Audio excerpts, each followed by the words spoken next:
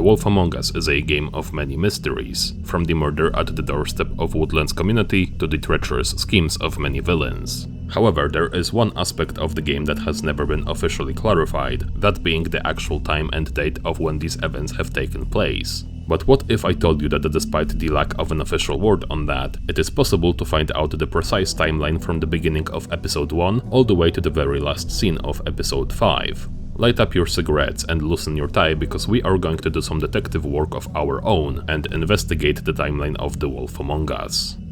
Firstly, we should start off with the year. This information is most easily accessible, as we know that the game takes place 15 years before the first issue of the Fables comic book, which means that the events of The Wolf Among Us happened during the year of 1986.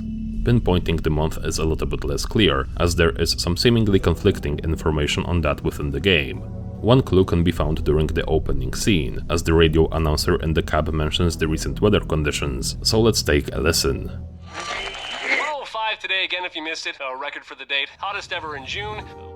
So we know that the beginning of the game has to be happening during the month of June. However, as we progress through the story and into the second half of episode 2, a curious eye might spot a calendar in the dressing room of Pudding and Pie, which is displaying the month of July rather than June. From this we can conclude that while episode 1 has begun at the end of June, the story had to move into the beginning of the next month within the short span of time between these two episodes. At this point we can get a rough idea of the timeline, but there is one more key detail that will allow us to decode everything, and for that we have to venture into the episode 3.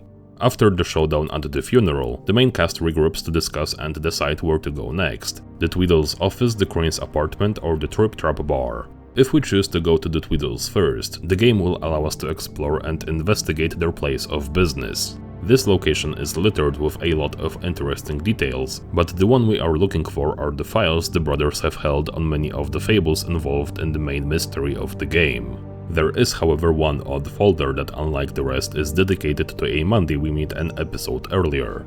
Detective Brannigan's file is composed of a newspaper which describes the events that took place at the police station when Bigby was held there, and it specifically mentions that the odd event involving the entire staff falling asleep took place on Tuesday.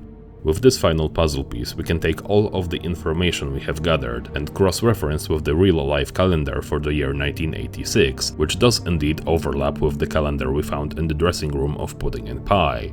With all of this intel, we can finally map out the exact timeline of the game, which is as follows. The opening scene of episode 1 takes place during the late Sunday evening of June 29, 1986. The remainder of episode 1 takes place the next day, which is the Monday of June 30th.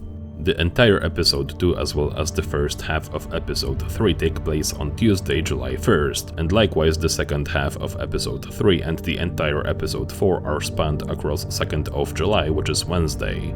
Episode 5 takes place on Thursday of July 3rd up until the end of the Crooked Man's trial, and the rest of the episode is set on the 4th of July, which is Friday. Is this information useful or crucial to any part of the story?